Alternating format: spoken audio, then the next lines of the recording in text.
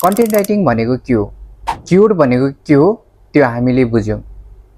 अब अर्को इम्पोर्टेन्ट टपिकको बारेमा कुरा गरौँ, त्यो हो कन्टेन्ट राइटिङ। सही कीवर्ड मात्रै भएर गुगलमा र्याङ्क हुँदैन, त्यसलाई सही तरिकाबाट कन्टेन्टमा युज गर्न पनि जान्नु पर्दछ। कन्टेन्ट राइटिङ भनेको के हो? मलाई लाग्थ्यो कन्टेन्ट राइटिङ भनेको धेरै लेख्नु हो, तर होइन रहेछ।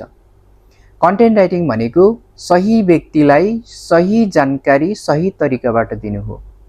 जस्तै म एउटा बारिस्ता हो, कसैले हाउ टु मेक एस्प्रेसो भनेर खोजेको छ भने एस्प्रेसोको हिस्ट्रीमा मैले धेरै लेख्यो भने त्यो राम्रो कन्टेन्ट हुँदैन। उसले चाहेको कुरा भनेको एस्प्रेसो कसरी बनाउने, coffee dose, tamping, extraction time, espresso yield र कमन मिस्टेकहरू के हो। उसले खोजेको जानकारी सरल र स्पष्ट रूपमा दिनु नै कन्टेन्ट राइटिङ हो। भिडियो सकेको छैन, अझै बाँकी छ, तर अर्को भिडियोमा।